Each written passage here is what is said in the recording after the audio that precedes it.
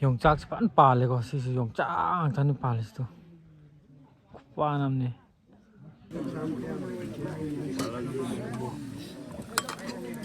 Pastor ani gini ko. Pan ama ga hapki ke. Oh Sandra bra. Iron hasti. Pastor ani gi thambi hai.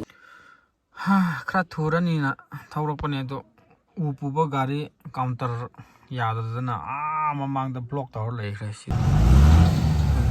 Mathakit flakse. Full lo ne man phal le angam bada. 야, 만만루 그러봐. 방콕이 하우라 하이비더니. 하면 망고시제 아이고 딱 아kai dagi nupi marriage ki dama engage taw satoi ni ko satoi lam sina kasung khulen helaga kasung hariba village to satoi ni do satka do mi singje smaina leire ko lem jo ai yang halake ko gari punna gari tare sakka da ne anu je ayu ki pung manga just tare ado silem thodo kraga first time satoi je ado kamai taw idu sun yang halake lamgi ki mong kari kara loina ko satoi mi singje sida loi le chine breakfast kan atau hari hujik ayuk ki pung ahum ye journey ni chatis gari singchina chu loi lai ra ma ani ahum mari ngataru mamang nam tare pau na sil lai Hai. Chắc cái đầu đây. tak ka dore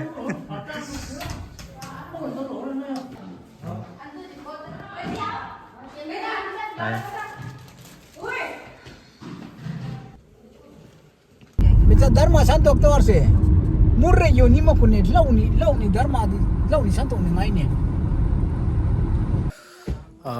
hujik leriba yesom village hai yesom village hai ko sigi jaga sida khamaga water supply gi sing toti khara khaidok na gre sida ado sida muk chat pada kya muk sang yib jan pung kya chang yib jan khanda am phau chat trim na ko yang la ge lambi diam nungai ado mate khara landslide to bagi chamane sing lambi ni na ko na khoi gari taren muk chat pani gari manga muk chak khra ani mo sida lai chalak jaga se kari lamno si huren halak pagi market ti lai re ko sida kopi hongbai hai bra hongbai yaure market amadi pachapam di lai re na pan kasom khulen direct yaure ko magi town do yaure ado akai se khra gari tongba yam kaino to ba yawa active oidaba khogi kari haini obi khotpi khra yawa adudun kasam khulen baptist church mogi christmas ki welcome gate to hojik pau siram dri ko dum lairami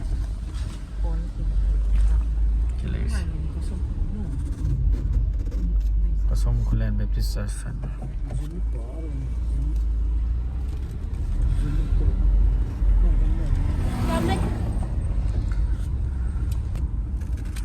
sina Imphal yaw ki doi ne si gari sina direct Imphal song khulen da mayam ba potha le me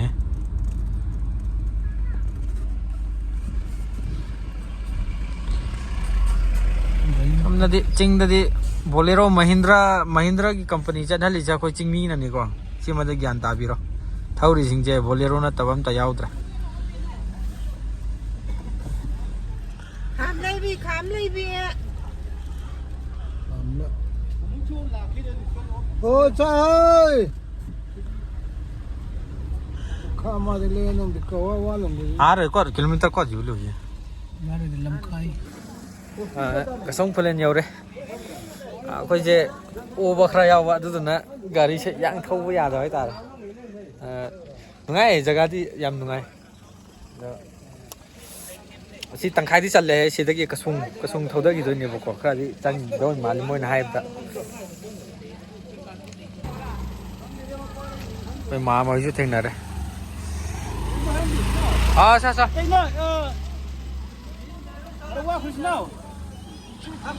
ฮะ นี่แม่ลุงกินมะนาวนุปาตัวละ พี่เมรงอยู่มะนาวหนูปานเนี่ยพยายามมาป้าสาด้วยนี่กันสิเจ เฮ้ยหันมายามตะเกียหันมายามตะเกียadaนี่มันสปอร์ตที่หัว ก็รู้เลยว่าอย่าเล่นเนี่ย ไอ้น่าให้สินี่โบเลโรคัมพานีจัดฮัลลิเซ่ก็ซิงมีนะนี่ตัวเยังก็ได้น่ะท่าจะตัดดิรถนี่ไหลสิไม่ต้านยาวเลยไกลๆนกตะปูเลยพลาดยาวกี่ตัวนี่ไม่สิ นี่ก็มาที่ก้อนก่อน งั้นสิกี่จันนี่เจ้อามามุโอตาวดันเนี่ยยาวบอร์มามานะบุษกันนะโอริอาดะครายาวรำกินโอบอลลอยระกาพุรันครากันนั่นตาวดิพุรันยาวดัดดริบยานมายาวนึงสิหลักที่ลามาเลยมาคนที่ตาเลยโอบอลลอยจ้าละยาวเลยยาวบุตรอะดู direct ยมดีจังเลยบอร์ไงรีบอร์มามานะว่าโอ้มันเมื่อกี้กันนั่นตัวงานอะไรเลยเมื่อกี้จักรตัวยังหลักเกี่ยวกับ Welcome Kasung Village Atom Kulen Subdivision Kamdong District Manipur ko mana lera Gari ama ani ahum mari yore na mga taruk tare ahum wadli gari ahum Moran nang di oda bro Ai thì kem tàu đi xì tàu đấy.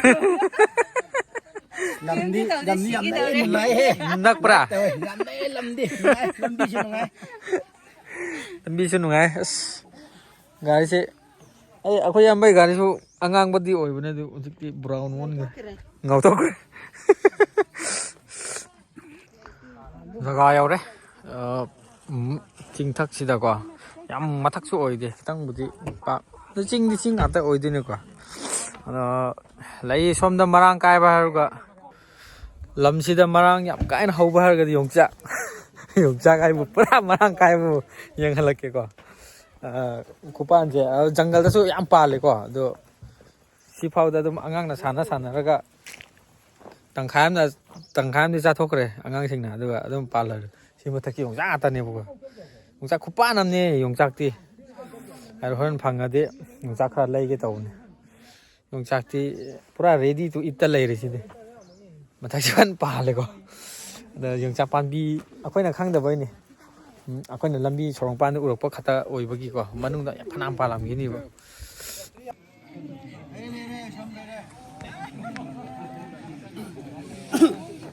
Happy New Year Happy New Year Happy New Year Happy New Year Happy New Year Chacho Happy New Year gitu Happy New Year Happy New Year Pati maring mandi ka khoi itei ma di som da lai de ko Happy New Year Có hem sần.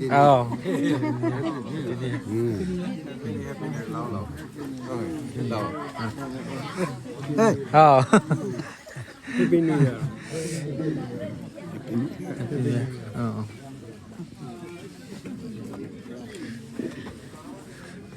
Happy New Year Tra lấy đấy isa self service ta đấy ai chám á ai chám nó không có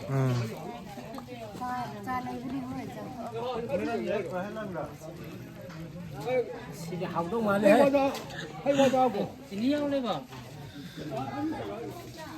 học đi tập qua mình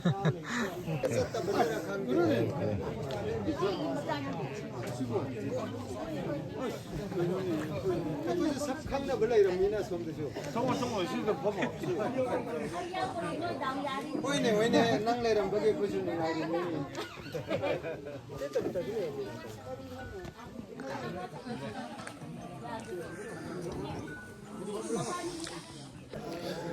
Kunci am nungai sidagi sampra pham sidagi landhak raga somtas khun mayam lai ri ko lai bau de ado yam nungai lambi journey sang bai wani lambi su yam pangthi thi badi natte ꯖꯔꯅꯤ ꯈꯤꯇꯪꯕꯨꯗꯤ ꯁꯥꯡꯉꯦꯀꯣ ꯄꯨꯡ 3 ꯃꯌꯥꯗꯤ ꯑꯣꯏ ꯑꯗꯩ ꯆꯠꯄꯗꯣ ꯍꯣꯔꯅ ꯕꯣꯔ ꯄꯤꯗꯕꯤ ꯑꯣꯏꯁꯅꯨ ꯑꯗꯨ ꯍꯧꯖꯤꯛ ꯃꯇꯝꯁꯨ ꯄ꯭ꯔꯣꯒ꯭ꯔꯥꯝꯗ ꯍꯥꯞꯄ ꯃꯇꯝꯁꯨ ꯈꯔ ꯍꯦꯟꯈ꯭ꯔꯦ ꯑꯗꯨꯕꯨ ꯂꯝꯕꯤ ꯂꯝꯁꯥꯡ ꯂꯥꯛꯄꯅꯤꯅ ꯋꯥꯕ ꯃꯤꯁꯨ ꯌꯥꯎꯔꯝꯃꯅꯤ ꯑꯗꯨꯁꯨ ꯉꯥꯏꯍꯥꯛ ꯈꯥꯡꯂꯒ ꯉꯁꯤꯒꯤ ꯏꯟꯒꯦꯖꯃꯦꯟ ꯄ꯭ꯔꯣꯒ꯭ꯔꯥꯝꯁꯤ ꯑꯩꯈꯣꯏꯅ ꯂꯧꯈꯠꯅꯕ ꯇꯧꯔꯁꯤ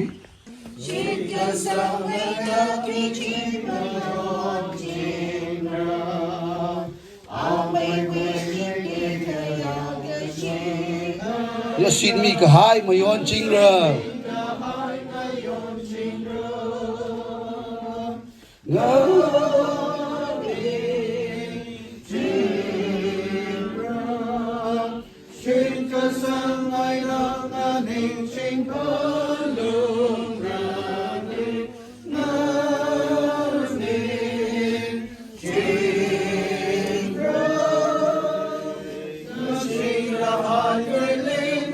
Yasin mi kahai tuile nganing tita Yau na we asita mi kahai vivang Christian ning khan kawai chi ho mi da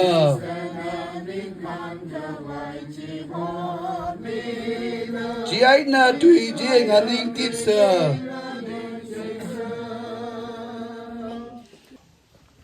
Sargada Laiba Paisho.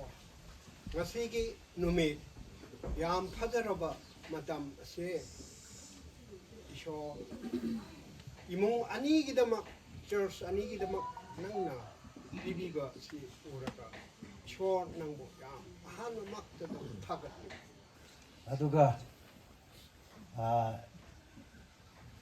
ibai dare zikti ibai Isien maming du kare mosilpa kansowa bani na isorgi apamba aningbada fazaba lambida chatnanabagidamukta punsigi ahanba teisingi ani subida mapangda leire se akhoi Pitung haiba sakai se koi si yambani na hom subida ma me yauna ba si reverend KW star haibne si inaunupa mosilpa amadi thaisingla mabani gi engagement sida asmaina ishorna akoibu pulan bibegi damakta ishor yam thagatjabani aduga ngasi akoi gi naunupi oigedaba thaisingla gi mari matasing ima ipa sing akoina khangkhra matungda akoi gi inaunupa mosilpa sigi nupa sigi imung manung sing adusu hayeng tungda thainaba Satnaba matamda, unaba matamda, kaunaba yananaba, kanano haipado aina haipetang ay introduce tawjage. P Mosilpa ngasigi boards da leire, aduga magi babagi mingna P Modun Kawi laikidre, P Tesil aduna mamani mamaso laikidre, aduga magi machin manaw sing amtang hana haikige, P Merung mayamba hani amtang lekat piyo. Aduga P Toda sinamatay mani. Aduga matay mayamba yay masina P Angthon. Aduga P Tedun sinamatay mayay mani. Aduga ako'y inaunupa mosilpa sige mapalay trabaso makada maigi machin manaw si mukoy mangani ako'y ikubog mga dugi manungda hausi hingmada kwaidigi ahan oina laybasi P Angrong ikubog sina kwaidigi ahan oiri P Angrong adu matangda P Sangku sina mandom chani P Laydun sisu magi mapatoni magi makha oire aduga P Tedun sina magi indom sa magi nupini P Layrung aduga P Tomoy sina P Nembok P Tomoy si masangamdabadigi lamso khra lapani na P Layrung si makoy lapangamdre aduna ꯑꯗꯨꯒꯤ ꯃꯈꯥꯗ ꯏꯇꯣꯟ ꯇꯣꯟꯅ ꯃꯥꯒꯤ ꯀꯀꯥ ꯇꯣꯝꯕꯁꯤ ꯄꯤ ꯂꯩꯗꯣꯡ, ꯑꯗꯨꯒ ꯄꯤ ꯇꯣꯊꯨꯝ ꯁꯤꯅ ꯃꯟꯗꯣꯝꯆꯥ ꯑꯇꯣꯝꯕꯤꯅꯤ. ꯑꯗꯨꯒ ꯁꯤꯗꯒꯤ ꯂꯥꯛꯄꯗꯒꯤ ꯉꯁꯥꯏ ꯈ꯭ꯋꯥꯏꯗꯒꯤ ꯑꯇꯣꯝꯕ ꯄꯤ ꯂꯩꯗꯣꯡ ꯑꯁꯤꯒꯤ ꯃꯆꯥꯅꯨꯄꯥ ꯀꯣꯍꯦꯟꯁꯝ ꯁꯤꯗ ꯁꯤꯗ ꯂꯩꯔꯦ. ꯌꯨꯇ꯭ꯌꯨꯕꯔꯁꯦ ꯃꯥꯒꯤꯁꯤꯅꯤ. ꯑꯗꯨꯒ ꯑꯩꯈꯣꯏꯅ ꯍꯧꯖꯤꯛꯀꯤ ꯃꯣꯁꯤꯜꯐꯥꯒꯤ ꯃꯆꯦ ꯑꯍꯟ ꯄꯤ ꯇꯦꯑꯣꯟ, ꯃꯆꯦ ꯑꯍꯟ ꯅꯤꯉꯣꯟ ꯃꯥ ꯃꯇꯣꯝꯗꯅꯤ. ꯑꯗꯨꯒ ꯇꯦꯑꯣꯟꯁꯤꯒꯤ ꯃꯆꯥꯅꯨꯄꯥ ꯇꯤ ꯀꯦ ꯃꯣꯁꯤꯜꯐꯥ. ꯏꯃꯨꯡ ꯃꯅꯨꯡꯒꯤꯅ ꯈꯔꯗꯤ ꯌꯥꯝꯃꯦ ꯑꯗꯨꯝ ꯍꯥꯏꯔꯒꯦ. ꯑꯗꯨꯗꯒꯤ ꯉꯁꯥꯏꯒꯤ ꯄꯤ ꯑꯪꯐꯨꯟꯒ ꯄꯤ ꯇꯦꯗꯨꯟ ꯃꯇꯩꯃꯒꯤ ꯃꯆꯥꯅꯨꯄꯥꯒ ꯃꯆꯥꯅꯨꯄꯤ ꯃꯣꯔꯨꯡꯃꯟꯒ ꯄꯤ ꯃꯨꯏꯔꯟ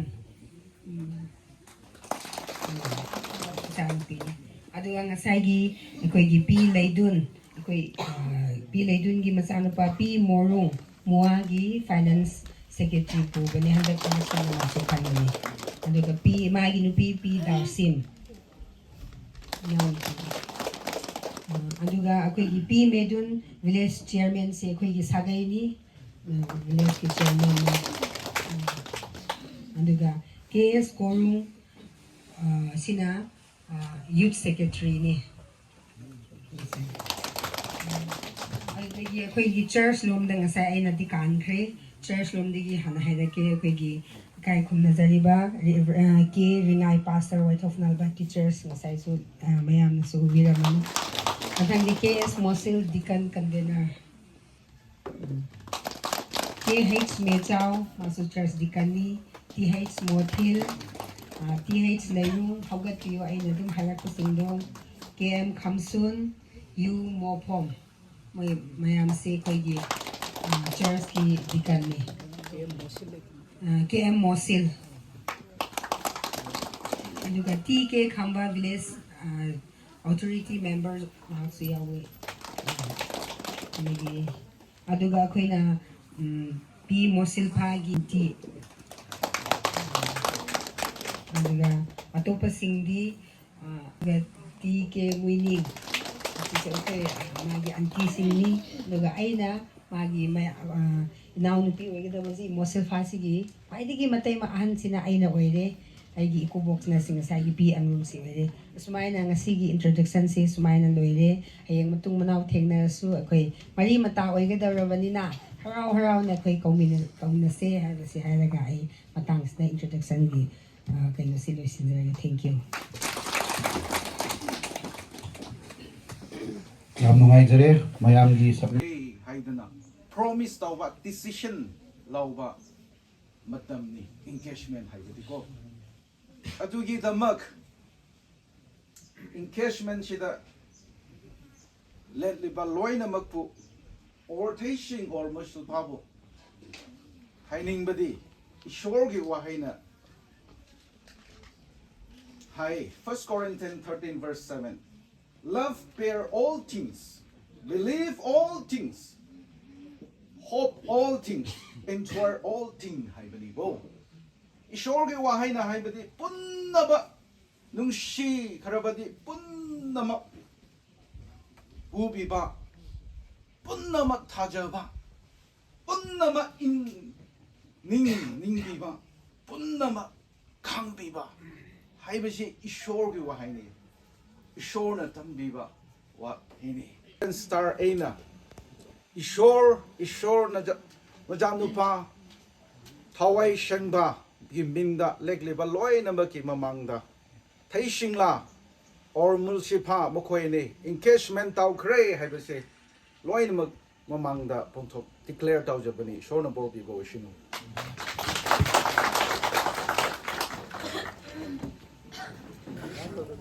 ꯙꯔꯃꯒꯤ ꯆꯠꯅꯕꯤ ꯍꯥꯏꯇꯥꯔꯦꯀꯣ ꯑꯩꯈꯣꯏ ꯈ꯭ꯔꯤꯁꯇꯦꯟꯒꯤ ꯆꯠꯅꯕꯤꯗ ꯄ꯭ꯔꯣꯒ꯭ꯔꯥꯝꯁꯦ ꯂꯣꯏꯔꯦ. ꯑꯗꯨ ꯍꯧꯖꯤꯛꯁꯤꯅ ꯀꯁꯇꯃꯔꯤꯒꯤ ꯑꯣꯏꯕ ꯅꯨꯄꯤ ꯍꯪꯕꯗ ꯑꯁꯨꯃꯥꯏꯅ ꯁꯤ ꯇꯧꯏ ꯈꯣꯠꯂꯦ ꯍꯥꯏꯕꯗꯣ ꯑꯩ ꯑꯃꯨꯛ ꯌꯦꯡꯍꯜꯂꯛꯑꯒꯦꯀꯣ. ꯆꯠꯅꯕꯤꯁꯦ ꯈꯤꯇꯪꯗꯤ ꯆꯦꯟꯖ ꯂꯩꯅꯕ ꯍꯥꯏꯇꯥꯔꯦ. ꯃꯣꯏꯒꯤꯅ ꯇꯥꯡꯈꯨꯜꯅꯦꯕ, ꯑꯩꯈꯣꯏꯅ ꯃꯔꯤꯡꯅꯤꯗꯅ, ꯑꯗꯨ ꯈꯤꯇꯪ ꯈꯔ ꯆꯦꯟꯖ ꯂꯩꯕ. ꯑꯗꯨꯗꯨꯒꯤ ꯑꯃꯨꯛ ꯍꯧꯖꯤꯛ ꯄ꯭ꯔꯣꯒ꯭ꯔꯥꯝꯗꯨ ꯂꯧꯈꯠꯇ꯭ꯔꯦ, ꯌꯦꯡꯍꯜꯂꯛꯑꯒꯦꯀꯣ ꯀꯃꯥꯏꯅ ꯇꯧꯒꯦ.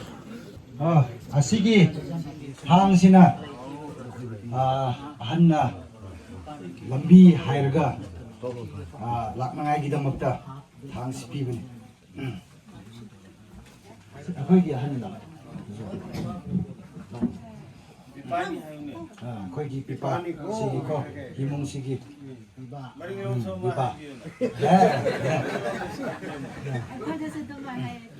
ꯑꯩꯗꯁꯨ ꯃꯥꯟꯅꯩ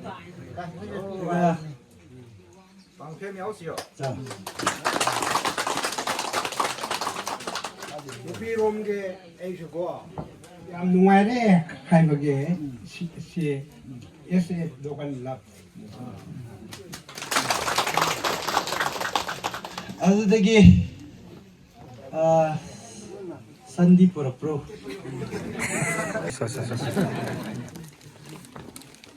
ꯁꯤ ꯇꯦꯕꯜꯗ ꯊꯝꯕꯒꯦ ꯍꯣꯏ ꯇꯦꯕꯜꯁꯤꯗ 아니 할만 또 릭순라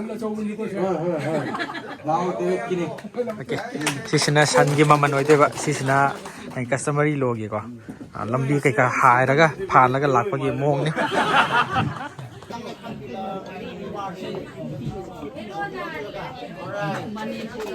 ko photo loge ko ꯑꯩꯈꯣꯏꯔꯣꯝꯗꯤ ꯁꯨꯝ ꯑꯩꯈꯣꯏꯅ ꯉꯁꯤ ꯅꯨꯄꯤꯔꯣꯝ ꯑꯣꯏꯔꯕꯅꯤꯅꯀꯣ ꯑꯩꯈꯣꯏꯅ ꯇꯧꯔꯒꯦ ꯅꯨꯄꯥꯅ ꯁꯦꯠꯍꯟꯕꯅꯤ ꯑꯩꯈꯣꯏꯔꯣꯝꯗꯤ 누파 셀수 야래 셀로 셀로 ꯌꯥꯏꯕ ꯅꯪꯒ ꯃꯌꯥꯝ ꯈꯨꯕꯥꯛ ꯐꯨꯕꯤꯁꯤ ꯃꯥꯒꯤ ꯖꯣꯔꯥꯁꯨ ꯂꯩꯔꯤ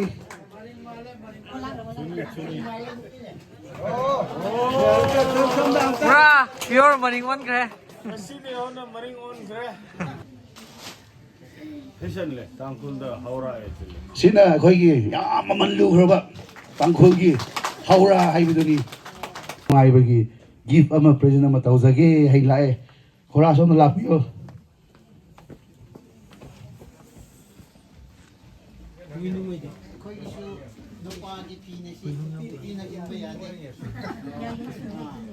살랑가 뭐 살아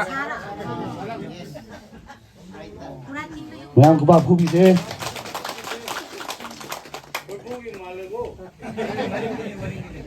ꯑꯍꯥꯟꯕꯗ ꯁꯦꯝꯕꯤꯕ ꯏꯄꯥ ꯏꯁꯣꯔꯕꯨ ꯊꯥꯒꯠꯂꯤ ꯁꯤꯒꯨꯝꯕ ꯐꯖꯔꯕ ꯃꯇꯝ ꯅꯨꯃꯤꯠ ꯄꯤꯕꯤꯕꯃꯛꯇ ꯑꯗꯨꯒ ꯑꯅꯤꯁꯨꯕꯗ ꯑꯣꯖꯥ ꯄꯥꯁꯇꯔ ꯀꯁꯨꯡꯒꯤ ꯑꯃꯁꯨꯡ ꯋꯥꯏꯊꯧ ꯐꯨꯅꯥꯟꯒꯤ ꯄꯥꯁꯇꯔ ꯑꯣꯖꯥꯕꯨꯁꯨ ꯊꯥꯒꯠꯂꯤ ꯑꯣꯖꯥ ꯑꯅꯤꯒꯤ ꯈꯣꯡꯆꯠ ꯈꯨꯗꯤꯡꯗ ꯑꯃꯁꯨꯡ ꯃꯤꯅꯤꯁꯇ꯭ꯔꯤꯗ ꯏꯁꯣꯔꯅ ꯂꯣꯏꯅꯕꯤꯕ ꯑꯣꯏꯁꯅꯨ Sarga Malem Animakpu Sembiba Ipa Ishor Nahak Pungam Kai Lena Tagatsabani Asum Todane Pa Ishor Taibang Se Nahaki Kutsemni Taibang Me Adam Gai Eve Riba Taisangla Pa Ishor Nahakna Animakpu Nung Sibibase Nahakna Konbire Pinabire sigi jaga sida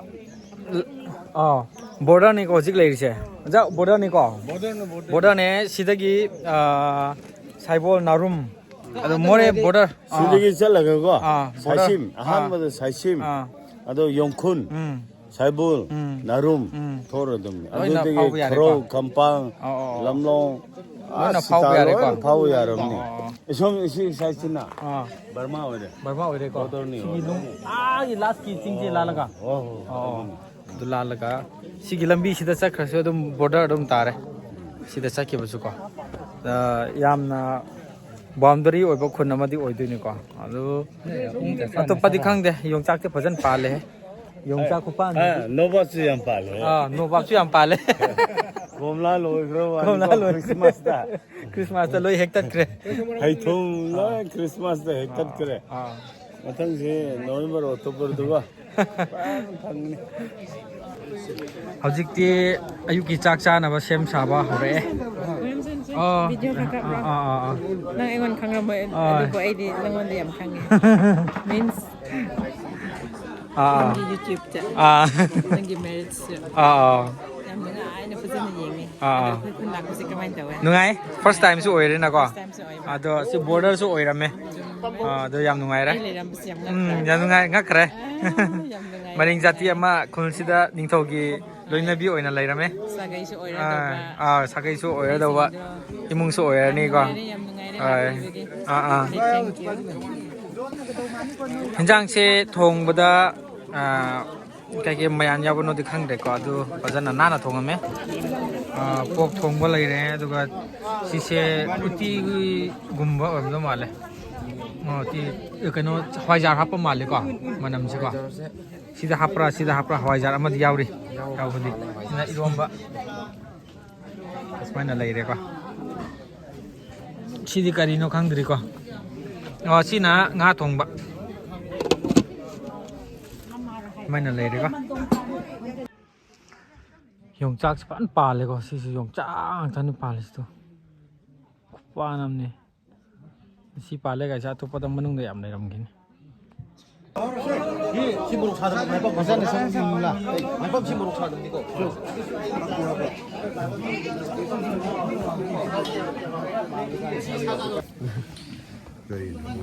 Taste tau vậy lớn này.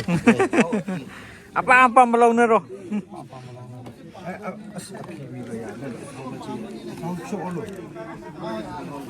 Ambit sama ini ambit sama. 그럴 땐 다. Si pan ga an maru ga thong ye ko 아미루 여보라. an maru yaw ba mal le khang de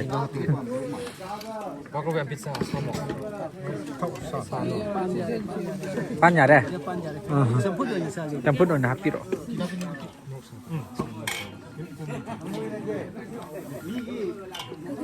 ko ane bal thung le ya du no lag ya du ko tam ka da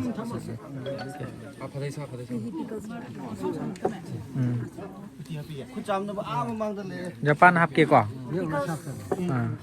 ya re pan si ti da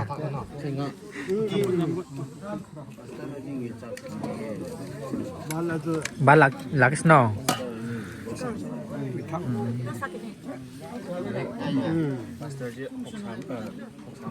pan ni ko khra ga hap ke ya re mahi do mahi hap kira ya re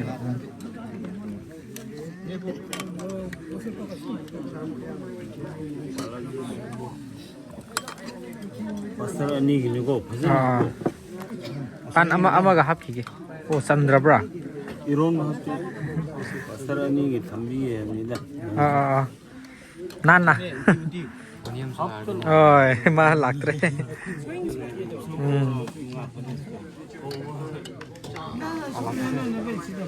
apa lạc tuh kok bal patang bal ya iso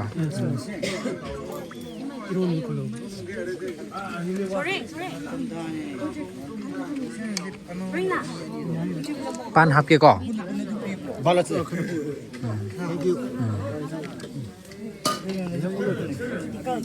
mo mana sih numang kam nate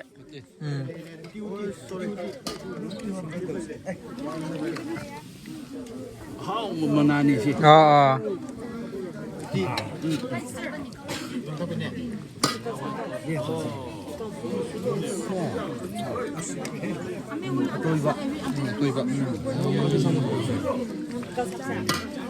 Mana thong ba sin na 아시나 거리. sina murok saba sadaba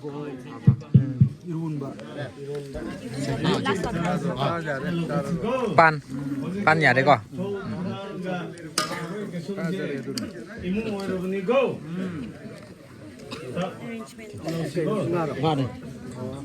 mobile anju di pol bisa anju itu malah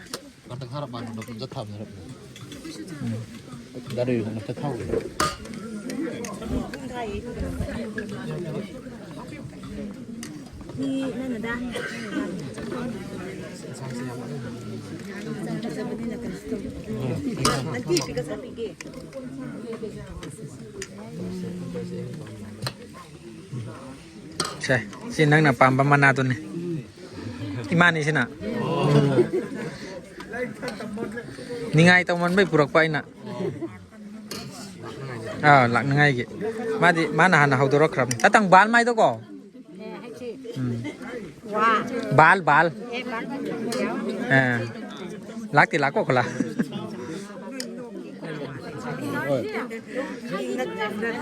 Aku balan mai to ko. Maim tao. Pipi nang di. Bal. Hap ni ko.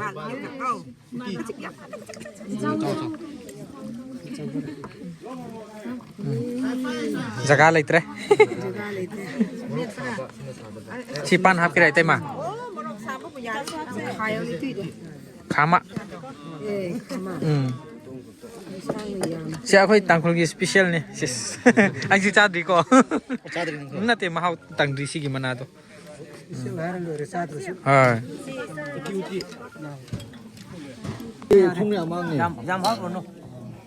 Jam hap tapi da khabai khra thanna hap oi mai di.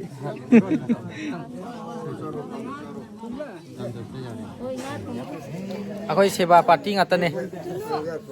Loina sore hinjang di ko ado ina sa ga daba amadi leire.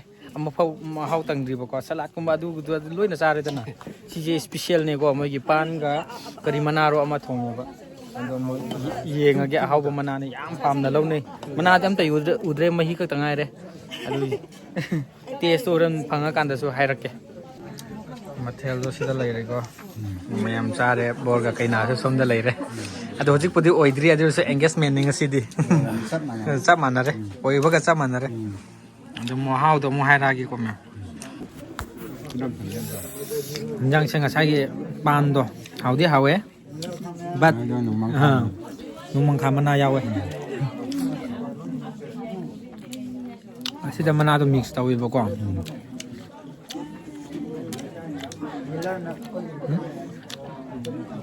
numang khanate mana ma tongan ale no sa kamang khai khai tu si numang khamana na te ba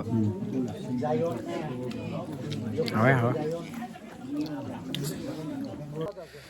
as moi meeting kan na tawring da ai khra tum thok re ko pung ama tum thoe phajana rest taw thoe oi nungdang sum isai leibani na hojik han khrani halaga lambi journey da kai kai yon ba khot pa du so dum yeng halake leibran yongchak kumba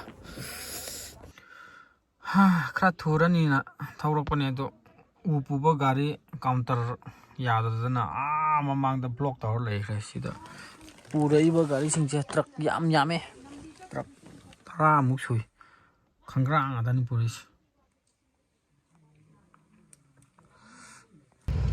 ngasi program nang oi dore gari ji phatana mathakta u full lot hapchilaga lambi maya da gari yada lei khre apal laga ai mathak it fakse full lot ne man phal le angam bada